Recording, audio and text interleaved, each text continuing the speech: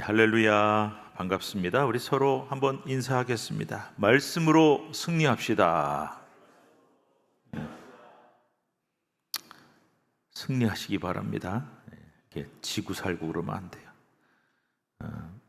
어디 가서 싸우고 이기고 그런 얘기가 아니라 영적인 전쟁에 승리해야 되는데, 저는 그런 생각을 항상 해요. 우리가 주일도 그렇고 수요일도 그렇고 예배당에 이렇게 나와서 예배를 드리는데 하나님 만나잖아요. 근데 우리가 보고를 할 때 승전보를 들려드려야지. 아유, 이렇게 얻어 터지다 왔습니다, 그러면 안 되잖아요. 그래서 여러분, 우리는 약하지만 오직 말씀의 능력으로 승리하시기를 축복합니다.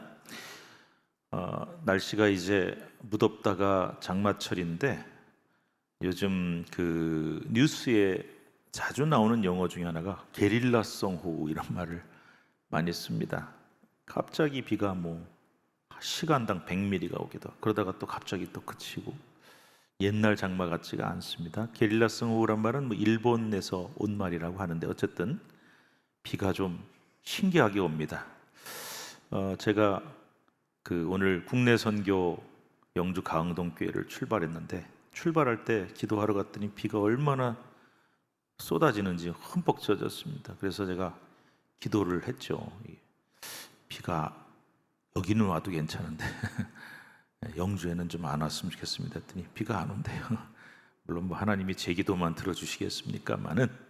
그래서 어쨌든 우리 가흥동 교회 간 우리 국내 선교팀이 날씨도 협조가 돼야 되고 하나님 도와주셔야 되고, 그래서 모든 여건이 은혜 중에 잘 진행될 수 있도록 기도해 주시기를 부탁하고, 비도 오고 습도도 높고 불쾌지수도 높습니다만은 오늘 여러분 인사하신 것처럼 말씀으로 승리하는 여러분 되시기를 축복합니다. 오늘부터 열려라 성경의 5번째 시간인데요, 성경의 역사에 대한 말씀을 같이 나누려고 합니다. 준비를 해보니까 이게 한두 번에 안 끝날 것 같아요. 왜냐하면 성경의 역사를 다 다룰 수는 없어요. 신학교에서도 대략 이스라엘의 역사를 한 학기 내지 1년을 공부하는데 무슨 수로 우리가 한두 번에 하겠습니까? 그래서 준비를 지금 하고 있는데, 글쎄요, 한 3번, 4번 아마 이렇게 진행이 될 것 같습니다. 그런데 급할 거 없어요. 천천히 말씀 나누고 또 이스라엘 역사 나누고 그렇게 공부할 텐데, 워낙 범위가 좀 광범위합니다. 천지창조부터 시작해야죠. 그 다음에 이제 어디로 갑니까? 구약의 시대를 쫙 살펴야 돼요.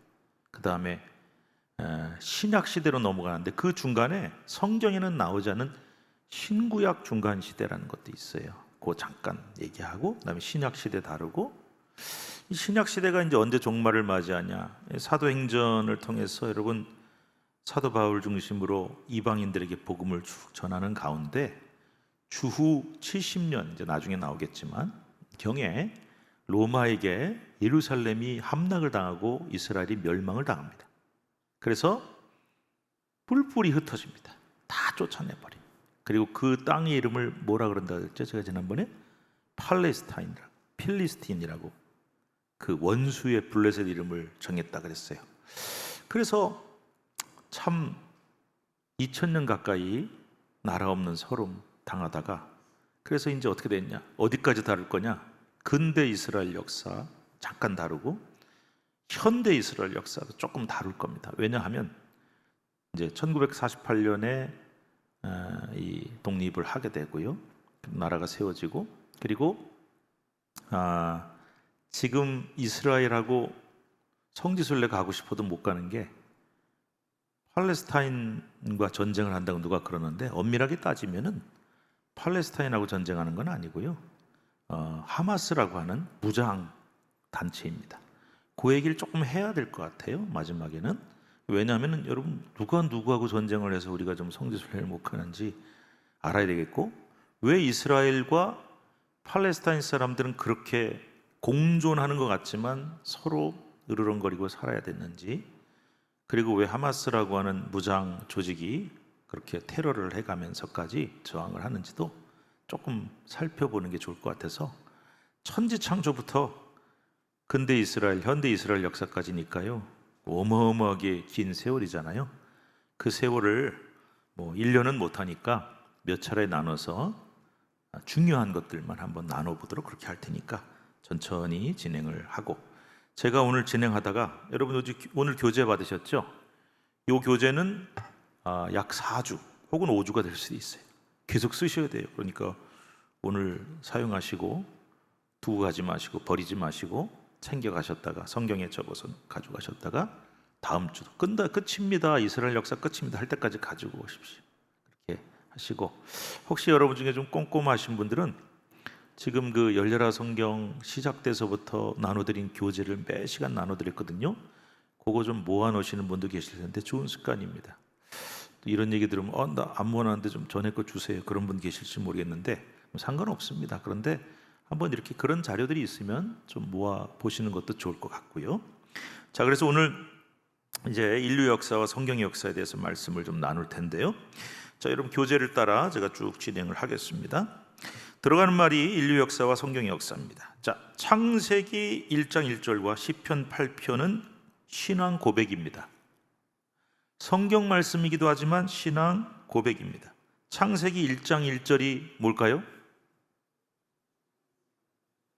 다른 건 못 외워도 1장 1절은 외우셔야 될 것 같은데, 1장 1절이 어떤 고백으로 시작되고 있습니까? 잘 모르세요? 그럼 성경 찾아보셔야죠. 1장 1절 제일 처음 절, 1장 1절 태초에 하나님이 천지를 창조하시니라. 외우실 수 있죠? 자, 시작. 이것도 못 외우시면 안 되는데 다시 한번 시작. 태초에, 맨 처음에 누가요? 하나님이 뭘요? 천지 우주 만물을 다 창조하셨다. 하나님이 온 세상을 창조하셨고 인류 역사를 창조하셨다. 신앙 고백이에요. 그래서 그 신앙 고백과 그 다음에 사람도 누가 만드셨어요? 하나님이 만드셨어요. 오스트랄로피테쿠스에서 온 게 아니라 네안데르탈인에서 온 게 아니라 하나님이 천지를 창조하시고 사람을 만드셨어요. 그러므로 인간의 역사를 세우시고 이루어 가신 분도 하나님이십니다. 그래서 우리 시편 8편 아까 말씀 읽었습니다마는 여호와 우리 주여, 이따가 우리 찬양도 우리 아까 부른 찬양할 텐데, 주의 이름이 온 땅에 어찌 그리 아름다운지요. 주께서 하늘을 달, 별 다 만드셨습니다. 사람도 만드셨습니다. 이 신앙 고백이잖아요, 그죠? 그래서 이런 창세기 1장 1절과 시편 8편의 신앙 고백을 통해서 우리는 우주와 천지 만물을 창조하신 분은 하나님이시다. 인간을 만드신 분도 하나님이시다. 인간의 역사를 이루어 가신 분도 하나님이시다. 따라서 성경의 역사와 인류 역사는 함께 가는 거예요. 그리고 인류의 역사는 하나님의 구원사입니다. 구원의 역사입니다. 그래서 어떻게 우리 조상들을 택하시고 어떻게 구원해 가시는지를 쓰고 있습니다. 그래서 Salvation History라고 그렇게 얘기합니다. 구원사. 근데 여러분, 히스토리라고 하는 게 역사잖아요. 그런데 히스토리가 누가 그렇게 얘기를 하더니 His story가 붙은 말이다. 안 써도 아시겠죠? His story. 근데 그 his가 대문자 his예요. his가 누굴까요? 예수님의 이야기다. 하나님의 이야기다. 이렇게 설명하는 사람도 있습니다. 그렇습니다. 인류의 역사는 하나님의 역사요, 구원의 역사. 그 다음에 오늘부터 성경의 역사를 공부하는 목적이 두 가지가 있어요. 그 목적을 우리가 이루어 가야 되겠습니다. 첫 번째, 성경시대. 그래서 구약시대, 신구약, 중간시대, 신약시대의 역사를 세계사와 비교해가면서 배워야겠습니다. 왜냐하면 세계사와 성경의 역사가 동떨어진 게 아니라 그랬잖아요, 그죠? 같이 가는 거예요.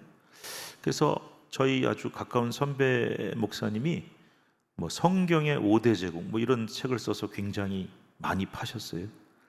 저도 그 책이 있는데 그걸 보면은 성경에 나오는 5대 제국이 있습니다. 그 제국이 지난번에 우리 이스라엘 지리 공부하셨죠? 조금 이제 머릿속에 지도가 조금 그려지면 참 좋겠습니다. 이스라엘 땅이 있는데 큰 대륙에 큰 두 세력의 중간에 딱 끼어 있었다 그랬어요.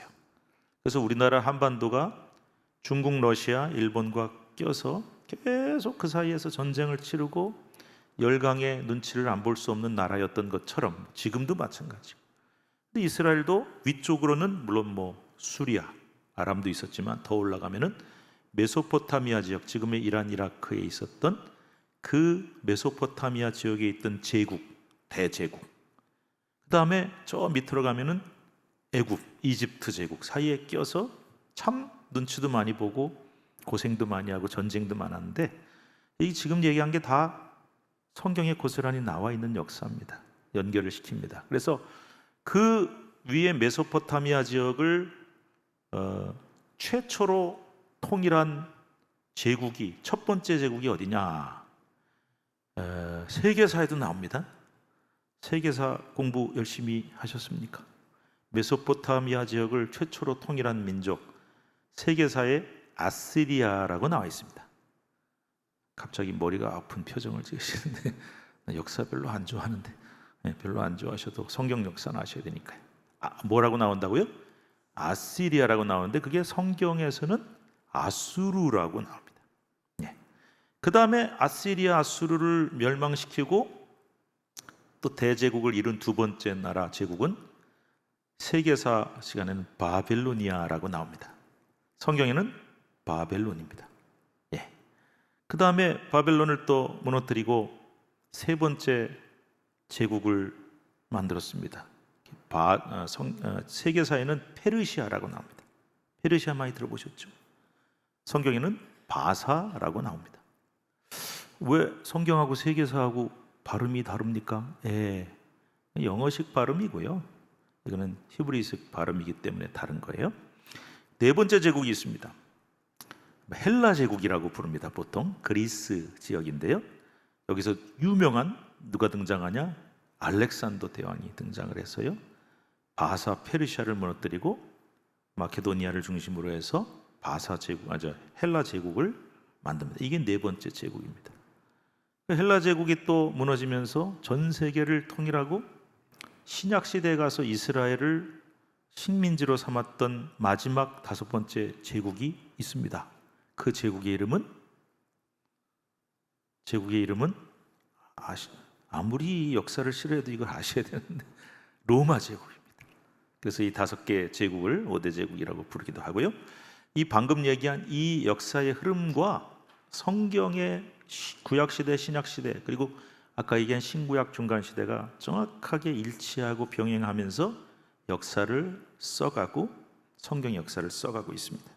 그래서 이런 세계사와 성경 역사를 좀 비교하면서 성경을 좀 더 정확하게 그리고 객관적으로 이해하고 싶습니다. 가끔 예수 안 믿는 사람들이 성경에 나오는 얘기들은 다 뻥이야, 그건 다 그냥 과장이고 만들어낸 허구야 라고 얘기하는데 그렇지 않다는 거예요. 인간의 역사와 그대로 함께 내려왔기 때문에 그 얘기를 하고 싶습니다. 두 번째, 이 사실을 넘어서 구약시대 이전에도 역사가 있습니다. 바로 원시 역사라고도 하고 원 역사라고도 하는 천지창조, 그리고 창조 이전의 시대, 그리고 현재, 미래, 그리고 영원까지 인류와 세계 역사는 하나님의 통치 아래 있음을 고백하고자 하는 것입니다. 인류 역사는 하나님의 구원사라는 것을 고백하게 되는 것이죠. 자, 그러면 그 긴 여정 중에 오늘 첫 번째 여정으로 원시 역사 혹은 원 역사라고 부르는 교재에 나와 있습니까? 원시 역사라. 근데 원시란 말을 별로 안 좋아하는 분이 계셔서 원 역사라고도 합니다. 왜 원 역사라고 부르냐면요, 천지 창조로부터 하나님이 창세기에 아브라함 족장들을 택하신 얘기까지를 원 역사라고 부릅니다. 그래서 창세기의 전반부가 여기에 해당이 됩니다. 창세기는 크게 두 개로 나눠집니다. 1장부터 11장, 12장부터 50장 이렇게 나눠집니다. 1장부터 11장을 원 역사 혹은 원시 역사라고 불러서 방금 말씀드린 대로 천지 창조, 인간의 죄의 시작, 그 다음에 하나님의 긍휼과 심판, 그리고 어디까지 나오느냐? 바벨탑까지 나오고 노아의 홍수까지 쭉 나옵니다. 근데 12장부터 50장은 족장사라고 부릅니다. 그래서 하나님이 아브라함을 택하셔서 아브라함, 이삭, 야곱, 요셉에 이르는 네 족장의 이야기들을 창세기 후반부에 다루고 있습니다. 자, 원역사로 들어갑니다. 첫 번째는 누가 뭐래도 천지 창조입니다. 창세기 1장과 2장은 천지 창조를 다루고 있습니다. 물론 성경이 기록한 대로 하나님이 천지와 우주 만물을 창조하셨어요. 자, 창세기 1장 1절 시작. 갑자기 아까 다 외웠잖아요. 갑자기 부르니까 막 당황하시. 자, 다시 한번 시작. 태초에 하나님이 천지를 창조하신 이 고백이죠. 근데 여러분, 이제 여기서 우리가 천지 창조에 대해서 두 가지만 좀 잠깐 말씀을 드리려고 합니다. 첫째로 천지 창조는 언제쯤 일어났을까? 이거 생각해 보신 적 있습니까? 가만히 있어. 하나님이 언제쯤 몇 년도쯤에 천지를 창조하셨을까? 참 쉽지 않은 문제입니다. 근데 여기서요, 이 과학과 성경이 좀 부딪히는 부분이 등장을 합니다. 왜냐하면은 요즘 학자들이 뭐 무슨 화석 같은 거 나오고 뭐 이런 거 나오면은요, 이게 몇 년 됐을까를 알 수가 없잖아요. 그때 안 살았으니까. 그래서 요즘에 이제 제일 쓰는 방법 중에 하나가 방사성 동위 원소연 연대 측정. 무슨 말인지 저도 잘 몰라요.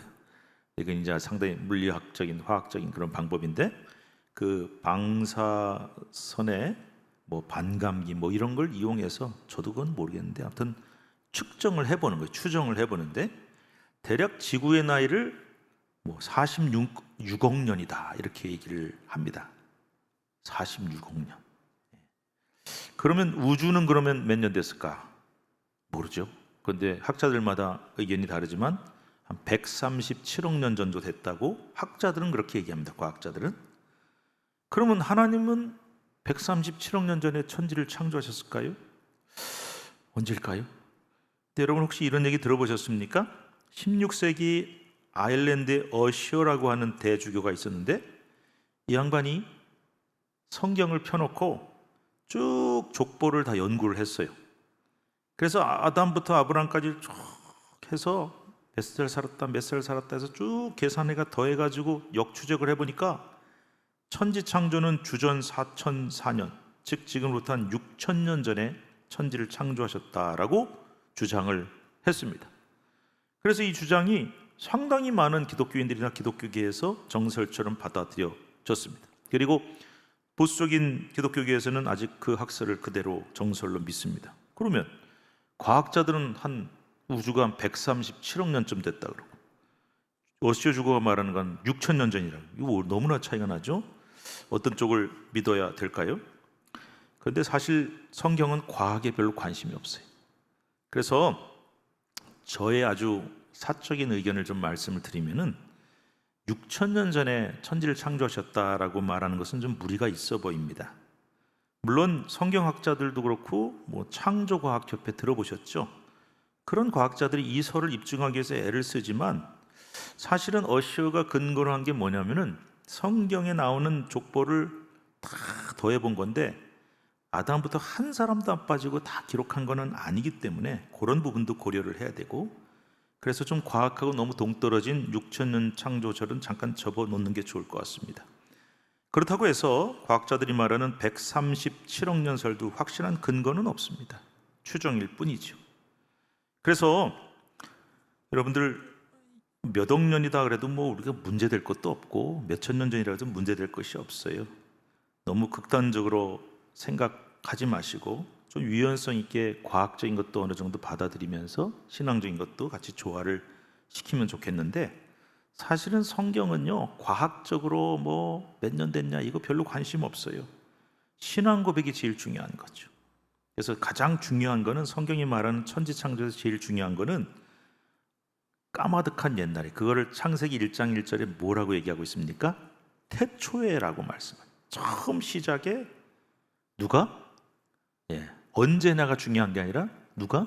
하나님이 온 세상을 창조하셨다라는 고백이 제일 중요하다는 것입니다. 그 정도만 생각하시면 돼요. 성경에서 뭐 과학적으로 몇 년 됐냐를 찾는 것도 사실은 좀 무리고, 또 과학자들이 말하는 과학 주장을 그대로 받아들이기도 무리가 있기 때문에 신앙 고백의 부분을 우리가 제일 중요하게 생각하시면 좋겠고요. 두 번째로, 여러분 창세기 읽어보면은 하나님이 세상을 며칠 동안 창조하셨습니까? 엿새 동안 창조하셨죠. 그래서 거기서 이 하루의 개념이 무슨 개념이냐, 진짜 하루냐 아니냐 가지고도 굉장히 논쟁이 많습니다. 보수적인 신앙을 가진 분들은 진짜 엿새 동안 하나님이 천지를 창조하셨다라고 말하는 사람들도 있고, 과학자들 중에는 그게 아니다라고 얘기하는 사람들도 있는데, 창조과학협회나 이런 쪽의 과학자들 중에는 그 하루가 상징적인 개념이라고 보는 분들이 많아요. 그래서 그 하루가 우리가 얘기하는 이 하루가 아니라 한 시대의 개념으로 보는 사람도 있고, 심지어 어떤 과학자는요, 여러분 그런 얘기 들어보셨죠? 뭐 백악기, 주라기 이런 어떤 개념으로 보는 사람도 있어요. 근데 왜 그렇게 보냐면은 창세기 1장에 보시면은 하루 동안 하나님이 무엇인가를 만드신 다음에 저녁이 되며 아침이 되니 첫째 날이더라, 둘째 날이더라 하고 얘기하는데, 그것을 하나의 상징으로 보아서 한 시대의 종말과 다른 한 시대의 시작을 의미한다라고 보는 사람들도 있습니다. 근데 그 근거가 뭐냐면 성경 말씀 중에 베드로후서 3장 8절에 이런 말씀이 나옵니다. 사랑하는 자들아, 주께는 하루가 1000년 같고 1000년이 하루 같다는 이 한 가지를 잊지 말라.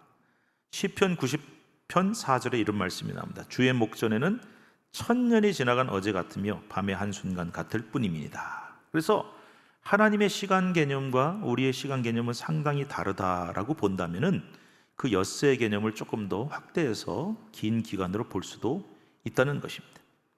그러나 성경이 정말 관심이 있는 부분은 과학에 별로 관심이 없다는 게 중요해요. 성경은 과학보다는 신앙적 고백에 관심이 더 많습니다. 따라서 성경의 기록이 말하고자 하는 핵심 메시지를 우리가 아는 게 더 중요한데요. 여러분, 지난번 성서질이 제가 이제 포항에 설교하러 간 동안 이은재 목사님 설교하셨죠? 그때 잘 들으셨습니까? 네, 그때 여러분 혹시 그 그림 하나 보셨어요? 히브리인들의 우주관, 그런 거 보셨습니까? 그때는요, 쉽게 말하면은 지구가 지금 우리는 둥글고 이렇게 돌아간다고, 자전하고 공전한다고 생각하잖아요. 지구는 둥글어요. 근데 그때는 그런 걸 생각할 수가 없었어요, 과학적으로. 그 지동설이라는 거는 진짜 한참 나중에 나온 거고, 구약 시대에 나오는 우주관은요, 하늘이 마치 뚜껑처럼 이게 궁창이에요. 이렇게 덮고 있고 땅이 있는 그런 개념으로 생각을 했어요. 그러니까 그런 우주관이 과학적으로는 말이 안 되죠. 근데 정말 중요한 것은 그 이야기가 말하고자 하는 핵심 메시지가 제일 중요한 거예요. 여러분, 노아의 홍수의 장면을 이렇게 보시면은 궁창에, 그러니까 땅에서도 물이 솟아오르고, 물이 도대체 그 많은 물이 어디서 왔어? 비가요, 요새 게릴라성 폭우가 뭐 1시간에 100mm 나온다고 내린다 그래서 우리가 사는 이 세상이 다 물에 잠기겠습니까? 성경은 그렇게 말씀하지 않아요. 땅 밑에서도 물이 솟아오르고 하늘의 궁창에서 물이 쏟아졌다고 돼 있어요. 그러니까 이게 그 당시의 우주관이에요. 그래서 그것이 뭐 과학적으로 그 물이 뭐 어디서 왔냐, 하늘에서 왔냐, 땅에서 왔냐, 그 얘기를 하는 게 아니라 정말 하고자 하는 핵심 메시지는, 노아의 홍수는 죄와 심판 그리고 구원에 대한 메시지. 그래서 여러분 성경 읽으실 때 무조건 과학적인 근거를 거기서 찾고 과학적으로 맞냐 안 맞냐를 찾는 것이 목적이 아니라 신앙적인 목적과 신앙 고백의 목적을 우리가 잘 읽고, 이 사건이, 이 메시지가 우리에게 무엇을 말해주는가, 그걸 읽는 것이 제일 중요하다는 것이죠. 자, 두 번째로 넘어갑니다. 인간 창조 이야기가 나옵니다. 인간의 창조는 창세기 1장 일부분과 2장에서 다루고 있는데요. 여러분, 인간의 창조에 대해서도 마찬가지. 과학자들은 뭐라고 얘기합니까? 인간이 어디서 왔대요? 과학 시간에 안 배우셨습니까? 인간이 어디서 왔대요? 뭐 제가 기억하기로는 뭐 단세포가 있었는데 그게 다세포가 되고 뭐가 되고 쭉 진화를 해서 우리 조상이 원숭이, 이렇게 얘기를 주로 하죠. 그래서 그런 진화론에 의지한 과학적인 주장을 합니다. 그런데 우리는 창조론을 믿는 사람들이, 하나님이 천지 창조 마지막 날에 인간을 존귀하게 지으셨다고 시편 8편은 말씀하고 있습니다. 그런데 이런 얘기를 하면은 학교 다니는 학생들이나 예수 안 믿는 사람들은 그래서 기독교가 엉터리라는 거야, 이렇게 얘기를 해요. 아니, 학교에서 배운 게 그렇잖아요. 철석같이 뭘 믿습니까? 진화론, 그리고 유인원, 인간의 조상으로 수백만 년 전에 존재했다고 믿는 그런 것들을 지금 계속 철석같이 믿고 있는데, 사실 이게 과학적인 근거가 굉장히 불안한 내용들입니다. 그래서 창조과학협회 홈페이지에 나오는 내용들을 제가 쭉 여기다 썼는데 이거 다 읽어드리지 못하고요. 여러분 왜 그런 거 보셨죠? 역사 교과서에도 나오고 뉴스에도 나오는데, 인간의 조상이 되는 유인원에 대한 얘기를 아마 얘기를 많이 들어보셨을 거예요. 그래서 이런 이름들 들어보셨죠? 라마피테쿠스, 오스트랄로피테쿠스, 네안데르탈 쭉 나오죠.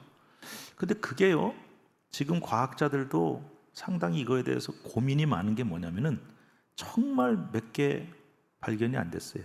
겨우 몇 개 발견이 됐는데 그 중간 다리가 지금 없어요. 중간 다리. 다시 말하면은 요거에서 여기까지 가는 이 중간에 어떤 진화한 단계가 있었는데 그게 없는 거예요. 그래서 쉽게 얘기하면은 뼈를 턱뼈만 발견하거나 다리뼈만 발견하거나, 그래서 거기다 이름을 갖다가 네안데르탈, 오스트랄로피테쿠스 이렇게 갖다 붙였단 말이죠. 근데 실제로 나중에 보면은 그게 원숭이의 뼈든지 다른 동물의 뼈인 경우, 혹은 심지어는 과학자 중에 그것을 조작을 해서 이거하고 저거하고 붙여서 주장했던 사건도 밝혀진 게 있어요. 그래서 여러분, 제가 무슨 얘기를 하려고 그러냐면은, 우리가 인간이 어디서부터 진화를 해서 올라와 가지고 영장류에서 그 다음에 유인원을 거쳐서 사람이 됐다, 과학자들은 그렇게 이해할 수 있지만 우리 그리스도인들은 그렇게 고백하지 않습니다. 우연이나 진화에 의해서 사람이 나온 것이 아니라, 우리는 성경에 나와 있는 대로 하나님의 철저한 계획과 뜻에 따라 지어진 존귀한 존재라는 것입니다. 이하주는 누가 만드셨죠? 유인원에서 진화한 게 아닙니다. 하나님이 저를 만드셨고, 여러분 누가 만드셨습니까? 하나님이 만드셨어요. 그래서 하나님 모든 인간을 존귀하게 지으셨고, 모든 사람에게는 저마다 창조의 이유가 있고 탄생의 이유가 있습니다. 여러분 그것을 기억하시면 될 것 같습니다.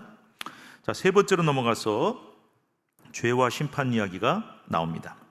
창세기 3장부터 11장에 다루고 있습니다. 특히 창세기는 천지 창조를 하시고 인간 창조하신 기사 바로 다음에 3장에 뭐가 나오냐면 아담과 하와의 범죄, 4장에는 가인의 범죄, 누구 죽였습니까? 자기 동생 아벨 죽였어요. 그리고 6장부터 9장은 노아의 홍수, 그리고 11장에는 바벨탑. 그래서 죄의 역사를 다루고 있어요. 창세기 앞부분은 천지창조 이후에 바로 죄의 역사를 다루고 있습니다. 자, 죄는 어디서부터 시작됐습니까? 최초 인간인 아담으로부터 시작이 됩니다. 그 다음에 누구에게 합니까? 형제살인으로 이어집니다. 그리고 온 인류가 범죄를 저질러서 홍수를 맞이하게 되고, 바벨탑 사건이 일종의 피날레입니다. 뭐냐면은 그 바벨탑이란 게 뭐죠? 사람이 요즘 말로 하면 과학이 발달됐어요. 옛날에는 흙으로 지으니까 이게 높이 쌓을 수가 없어요. 조금만 높이 쌓으면 무너져요.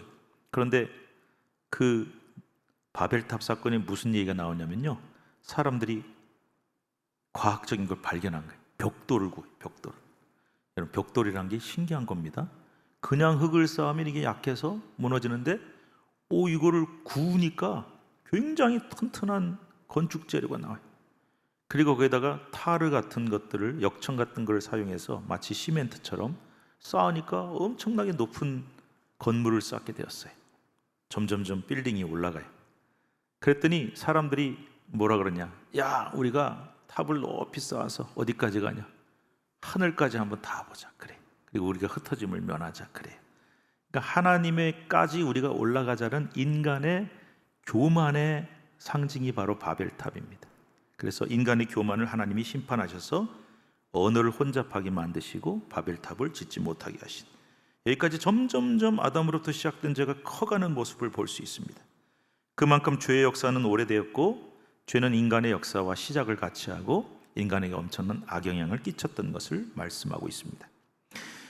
그 다음은 네 번째로 하나님의 선택과 구원의 시작입니다. 족장 시대로 넘어갑니다. 아까 제가 창세기 1장부터 11장을 뭐라고 부른다 그랬죠? 원역사 혹은 원시 역사인데요, 하나님의 창조, 죄의 시작, 그 다음에 홍수와 바벨탑까지를 말하고 있고요. 그렇게 인간의 죄가 커져가고 인간이 심판을 당하는 상황 속에서 창세기 12장부터 50장을 족장사라고 부릅니다. 죄와 타락 심판에서부터 하나님이 인류와 우리 모두를 구원하기 위해서 택하시는 이야기입니다. 누구를 선택하셨냐? 아브라함을 택하셨고 족장들을 택하셨고 그들을 통해서 이스라엘 민족을 택하시는 내용입니다. 그래서 창세기는 구원의 시작이라는 제목을 붙일 수가 있습니다.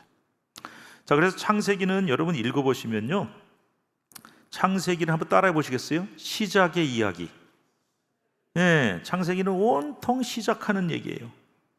그게 뭘 시작이냐? 우주의 시작 1장 1절, 사람의 시작 1장 27절, 안식일의 시작 2장 2절부터 3절, 결혼의 시작, 아담 혼자 있는 것이 좋지 않게 여겨져서 갈빗대로 하와를 만드시고 결혼을, 가정을 만드시고 2장 22절부터 24절, 죄의 시작 3장 1도 7절, 아담이 하와가 선과 악을 알게 하는 나무 실과를 먹음. 그 다음에 가족의 시작, 아이를 낳았어요 4장, 문명이 시작됩니다 4장 16절부터 22절, 희생제사와 구원도 시작이 됩니다 9장, 열방 나라들도 시작됩니다 11장, 그리고 이스라엘 12장 등등. 창세기는 전부 시작에 관한 이야기예요. 그래서 여러분 창세기라고는 제목만 아시면 내용을 어느 정도는 알 수 있어요. 자, 여기서 이제 제가 팁을 하나 드립니다. 성경에 제목이 있죠. 제목을 아시면 그 내용을 대충 알 수 있어요. 자, 몇 가지만 예를 들어보겠습니다. 첫 번째 책이 이름이 창세기, 한자입니다. 창은 뭐예요? 창조. 그 다음에 세는요, 세상을 창조하신 이야기. 오, 그렇구나. 두 번째 책이 뭡니까? 출애굽기. 원래는 출애굽기였는데 애굽기라고 썼어요. 애굽이 뭡니까? 이집트에서, 애굽에서 탈출한 이야기. 예. 세 번째 책이 뭡니까? 출애굽기 뭐죠? 레위기. 레위 사람들과 제사 제도에 관한 이야기, 하나님의 율법. 네 번째 책이 민수기. 무슨 민이죠? 백성 민자예요. 그 다음에 수는 숫자, 백성의 숫자를 센 이야기가 민수기입니다. 근데 실제 내용은 광야에서 계속 하나님한테 범죄하고 반항한 얘기로 써있어요. 그래서 별명이 반역기입니다. 마지막 다섯 번째 책이 뭐죠? 신명기입니다. 신명기는 한자를 봐도 뜻을 잘 모르겠어 하고 물어보시는 게 계신데 납신자를 씁니다.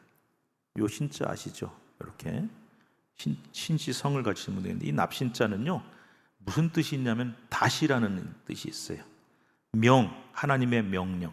그래서 모세가 죽기 전에 유언처럼 하나님의 명령과 율법을 이스라엘 백성들에게 다시 재각인시켜주는 이야기가 있습니다. 이런 식으로 성경 제목을 아무렇게나 붙인 게 아니에요. 다 뜻이 있고 그 내용을 포괄하고 있습니다. 그런데 영어 이름도 마찬가지입니다. 자, 아시는 분 계실 거예요. 창세기를 영어로 뭐라고 부르는지 아세요? 네, 자동차 이름이에요. 네, 뭐죠? 제네시스입니다. 제네시스. 조금 비싼 자동차죠. 제네시스. 예. 그래서 제네시스가 차 이름이 아니고요. 헬라어에서 기원했는데 제네시스는 헬라어에서 게네시스입니다. 시작이란 뜻입니다. 그래서 시작의 이야기들을 다루는 것이 창세기.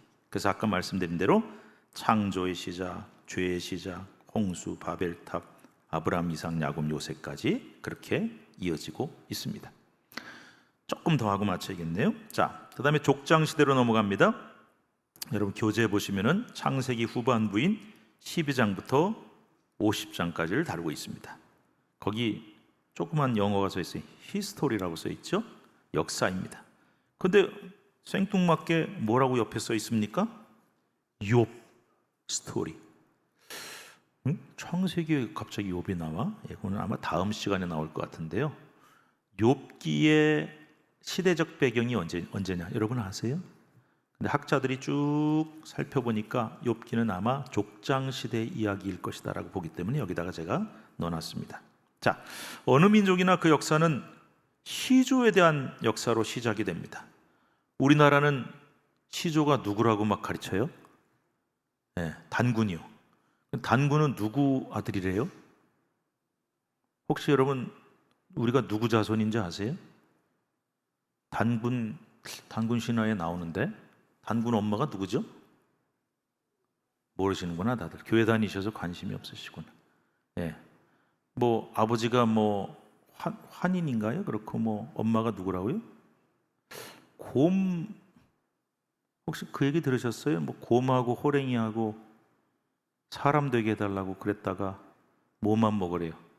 맨날 마늘만 먹으라 그래서 호랑이는 도망가고 곰은 사람이 됐대요. 그 곰하고 누구하고 결혼해서 단군을 낳대. 아유 복잡해라. 예, 이런 식으로 이 신화를 만들어내. 여러분 우리가 원숭이 자손 아니죠? 마찬가지로 곰 자손도 아닙니다. 그건 다 신화에 불과하죠. 로마에 보면 시조 신화는 로물루스라는 사람인데요. 거기 뭐 이리의 젖을 먹었다 이런 얘기를 해요. 어쨌든 공통적으로 어느 나라나 시조의 이야기를 보면은 꼭 나오는 얘기가 있어요. 신의 자손이에요. 그래서 신에게서 우리는 나온 민족이다. 혹은 동물이 등장하는 토템 신앙이라고 하는 것과 관련이 있어요. 자, 그러면 족장들 이야기는 뭐냐? 곰 얘기냐? 원숭이 얘기냐? 아니면 신의 아들이냐? 아닙니다. 어떤 사람을 하나님이 택하셨다고 하는 신앙적인 의미가 큽니다. 그래서 족장 시대는 앞으로 제가 설명하겠습니다마는 하나님의 선택과 구원의 시작을 주제로 하고 있습니다. 여러분 뭐 여기 나오는 얘기 제가 좀 생략을 하고요. 아브라함 이야기로 바로 들어가도록 하겠습니다. 아브라함 얘기까지만 하면 오늘 할 얘기는 다 할 것 같습니다. 자, 아브라함 이야기 여러분 다 아시죠? 아브라함 얘기는 다 아시니까 좀 생략을 하고 지금은 이스라엘 역사 공부하는 시간이니까 이 아브라함이 역사적으로 언제쯤 산 사람이냐 우리는 별로 관심이 없어요. 그런데 이 아브라함 이야기나 창세기에 나오는 족장 이야기들을요 최근까지 사람들은 이거 성경에 나온 얘기 다 허구야, 만들어낸 얘기야, 지어낸 얘기야 라고 얘기했는데 참 신기한 일이 하나 벌어졌어요. 여러분 그 시대 아브라함이나 족장들이 살았을 시대와 비슷한 시대에도 책이 있었어요. 책. 그런데 우리가 지금 보고 있는 이런 책은 절대 아니겠죠? 종이는 없었으니까. 무슨 책이 있었냐? 제가 전에 한번 얘기한 적이 있는데 토판이란 게 있어요. 토판이 뭐냐면요, 문자는 있으니까 종이도 없고 뭐 가죽도 없고 그러니까 점토로 이렇게 판을 하나 만들어요. 그래서 안 말랐을 때 뾰족한 걸 가지고 글씨를 써요. 그 다음에 햇빛에 말리면 여러분 만들어 보셨죠? 점토로 햇빛에 하면은 깨져요. 그래서 응달에다 잘 말리면요 이게 토판이란 게 돼요. 책이에요, 책. 근데 이걸 영어로 뭐라냐? 태블릿이라고 불러요. 요즘 태블릿 들고 다니시는 분들 여기 계실 텐데 그게 거기서 나온 거예요. 이 태블릿이란 게요 수천 년이 가요. 안 없어지니까. 근데 이 최근에 한 몇백 년 동안에 고고학자들이 뭐 아까 얘기한 메소포타미아나 이런 데 가서 발굴을 하다 보니까 뭘 발견하게 됐냐면은 도서관을 발견한 거예요. 그 수천 년 전에도 도서관이 있었어요. 도서관에 이런 책이 있는 게 아니라 방금 얘기한 토판, 태블릿이 수만 개가 발견이 됐습니다. 그래가지고 그거를 뭐 무슨 문서 부르는데 누지 문서라고 부르는 것들을 발견하게 돼요. 주전 한 2000년 전의 이야기입니다. 그때 관습이나 법을 기록하고 있는데 이게 참 신기한 게요. 그 속에서 성경에 나오는 얘기하고 똑같은 얘기가 나오는 거예요. 그래서 깜짝 놀랐죠. 우리나라 사람들은요 잘 못하는 게 뭐가 있냐면은 거기에 이제 그 태블릿을 발견해가지고 거기 나오는 문자를 보니까 이게 도대체 무슨 글씨인지를 알 수가 없어요. 그래가지고 그거를 연구를 했어요. 이게 이 언어를 해독하기 위해서. 대한민국 사람들은 성격이 급해서 절대로 못해요. 그런데 누가 주로 제일 많이 하냐? 어느 나라 사람이 제일 잘할 것 같아요? 국민성을 봤을 때 독일 사람들이 제일 잘해. 이 사람들은요 50년 동안 연구를 해요. 그리고 내가 하다가 나이 들어 죽게 되면 아들한테 물려줍니다. 그래서 50년, 70년, 100년 동안 연구해서 드디어 해독을 해냈어요. 그 문자를. 대단하죠? 근데 그 문자에 보니까 그 중에 하나가 제가 조금 어려운 얘기지만 좀 얘기하겠습니다. 누지 문서라고 하는 것을 발견하게 됐는데, 그것이 지금 이라크 북부 지역에 있는 주전 한 1500년에서 1300년 사이에 번성했던 고대 도시 이름이에요. 1925년과 41년에 여기를 발굴하다가 도서관에서 수천 개의 태블릿을 발견하게 되었습니다. 그래서 그거를 방금 얘기한 대로 독일 사람 또 유럽 사람들이 평생을 연구해서 해독을 해냈어요. 딱 보니까 거기에 뭐가 써 있냐면 이런 말도 써 있습니다. 이집트 문자도 해독을 해보니까 이런 말이 써 있다 그래요. 요즘 젊은 것들은 참 버르장머리가 없다. 이런 말도 써 있었다 그래요. 그런 것들을 발견했는 거죠. 근데 여기 보니까 그 당시에 법률, 행정, 경제에 대한 문서들을 다루고 있는데 놀랍게도 성경에 나오는 풍습이나 법하고 똑같은 것들이 발견이 되는 거예요. 그래서 성경에 나온 이야기들이 절대로 허구나 지어낸 이야기가 아니라 바로 그 아브라함과 족장의 시대에 있었던 풍습이나 법을 그대로 거기다 기록했다는 것을 발견하게 되면서 성경의 근거를 발견하게 된 거죠. 몇 가지만 제가 짧게 말씀드리고 오늘 얘기는 마치겠습니다. 그 누지라고 하는 문서 태블릿을 번역을 해보니까 거기 이런 풍속이 나오더래요. 양자를 구하는 풍속이 나와. 거기 써 있었대요. 주전 1500년이니까 지금부터 3500년 전입니다. 자녀가 없는 부부가 양자를 삼을 수 있다라고 써 있대요. 그래서 부부가 늙은 후에 양자가 부모를 봉양하고 부모가 세상을 떠나면 양자가 그 재산을 상속해서 가족을 계승시키는 법이다. 아브라함이 자기가 아들이 없었어요. 그죠? 이삭을 낳기 전까지. 그래서 다메섹 사람 엘리에셀을 양자로 삼으려고 했던 이런 이야기들이 전부 다 그 당시의 풍습이었던 것을 그 누지문서라는 것이 이야기하고 있어요. 그 다음에 결혼 풍습도 나옵니다. 본처가 아들이 없는 경우 부인이 자기 남편에게 첩을 구해주어 상속자를 얻을 수 있다라고 써 있습니다. 그래서 이런 풍습에 따라 사라는 우리는 이해할 수 없죠. 자기 여종 하가를 아브라함에게 첩으로 줘서 이스마엘이 출생하고 상속자가 되었죠. 성경에 그런 족장들 이야기가 많이 나오죠. 우리는 이해할 수 없는 풍습이지만 그 당시의 풍습이었다는 거예요. 또 있습니다. 장자의 특권. 누지문서는 명백히 장자가 가진 특권을 지시하고 있습니다. 그래서 성경에 나오는 야곱과 에서의 관계라든지 장자의 특권. 그런데 만약에 장자의 특권을 동생에게 인계하는 경우에는 동생은 형에게 보상을 해줘야 된다라고 그 3500년 전 문서에 써 있는 거예요. 근데 야곱이는 보상은 안 해주고 뭐 하나 줬습니까? 팥죽 한 그릇 주고 팔아먹었죠. 그 다음에 드라빔이라는 것도 써 있어요. 여러분 창세기 31장 34절에 보면은 야곱이 그 장인 라반의 집에서 이제 도망치듯이 야반도주하듯이 나오죠. 그때 아내인 라헬이 아버지 라반의 소유인 드라빔을 훔쳐갔어요. 여러분 그 성경에 읽어보신 적 있으세요? 그래서 아버지가 쫓아와요. 그거 찾으려고. 그 드라빔이 뭘까요?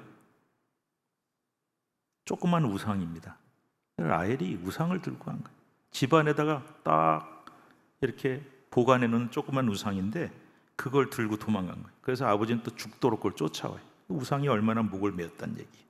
그래서 그런 얘기도 성경에 나오고, 그 다음에 이삭과 리브가의 결혼의 경우 리브가의 오빠 라반이 혼담을 주도했지만 결혼 당사자인 리브가의 동의를 구했습니다. 이런 얘기들도 다 나와 있고요. 또 창세기 38장에 나오는 유다와 다말 이야기에 보면은 우리는 도저히 이해할 수 없는 시아버지 유다가 며느리인 다말 사이에 자손을 이어가죠. 요게 당시에 자손이 없이 죽은 남편의 형제가 형수나 제수와 결혼해서 가계를 이어가는 그런 법이 있습니다. 이 룻기에도 나오거든요. 그런 것들도 다 이 문서에 기록이 돼 있고, 또 요셉이 이야기든지 아니면 뭐 여러 가지 이야기들이 다 방금 말씀드린 그런 문서에 나와 있어요. 따라서 이런 것들을 역사적으로 볼 때 학자들은 족장의 시대, 특히 아브라함의 시대를 언제로 보고 있냐면은 주전 19세기 정도로 봅니다. 주전 1900년 전이니까 지금부터 한 4000년 전 정도의 사람이라는 것을 말씀하고 있습니다. 그래서 우리가 이런 이야기들을 보면서 절대로 성경에만 나오는 역사와 동떨어진 이야기가 아니라 세계사와 함께 맥락을 이어가는 그런 이야기인 것을 알 수가 있습니다. 여기까지 말씀을 드리고요. 다음 시간에 이제 이어서 이삭, 야곱, 요셉 이야기하고 그다음에 욥 이야기 이런 식으로 해서 쭉 진행을 하고요. 역사가 조금 지루할 수도 있지만은 여러분들 이런 역사를 쭉 한번 들으시면서 성경을 객관적으로 이해하는 계기가 됐으면 좋겠어요. 이 이야기로 이야기를 오늘 설교를 마치도록 하겠습니다. 여러분 지금까지 신앙생활 하시면서 성경 역사 공부해 보신 적 없으시죠? 목사님들은 안 가르쳐줘요. 왜냐하면 자기도 머리가 아프니까. 근데 저는 여러분께 꼭 말씀드리고 싶었습니다. 그동안에 여러분 수십 년 신앙생활 하면서 설교도 수없이 듣고 성경 공부도 수없이 했지만 성경을 읽는 데 도움이 되는 역사나 지리나 풍습이나 이런 걸 들을 기회가 아마 거의 없으셨을 겁니다. 쉽지 않습니다. 그러나 이번에 한번 도전을 해보는 겁니다. 그래서 여러분들 조금 어렵게 느껴지고 약간은 지루하게 느껴지더라도 성경의 역사나 지리나 풍습을 쭉 공부하셔서 끝까지 한번 잘 들어보시면 아마 그 다음엔 틀림없이 성경을 보는 눈이 많이 열리고 성경을 객관적으로 이해하는 데 큰 도움이 되실 겁니다. 그러니까 좀 인내가 필요하지만은 잘 경주를 같이 하셔서 성경을 잘 이해하고 성경을 밝히 보는데 큰 도움이 되었으면 좋겠습니다. 자, 기도하겠습니다. 하나님 아버지, 오늘부터 좀 길긴 하지만 약 4, 5주간에 걸쳐서 성경의 역사에 관한 말씀을 함께 나누고자 합니다. 하나님 아버지, 천지 창조로부터 역사적으로 과학적으로 어떤 의미가 있는지, 신앙적으로 어떤 의미가 있는지, 그리고 원역사와 그리고 아브라함까지 말씀을 나눴습니다. 앞으로 이제 족장들 이야기, 그리고 출애굽기, 레위기, 민수기, 신명기, 여호수아, 구약의 시대, 또 구약, 신구약 중간 시대, 신약 시대, 그리고 이스라엘의 멸망 이후에 왜 유대인들이 전 세계에 흩어져 살았고 왜 게토라고 하는 자기네끼리의 동네를 만들었다가 히틀러에게 600만이 학살당했는지 이런 이야기들도 함께 나누고 또 오늘날 현대 이스라엘이 어떻게 세워졌고 그들이 어떻게 투쟁하며 나라를 지켰고 또 오늘 하마스와의 전쟁까지 우리가 성경과 이스라엘 역사를 함께 쭉 나누면서 성경을 밝히 보는 눈을 갖게 하시고 성경을 펴고 세상을 보며 해석할 수 있는 눈도 얻을 수 있도록 도와주시옵소서. 예수님의 이름으로 감사하며 기도드리옵나이다. 아멘.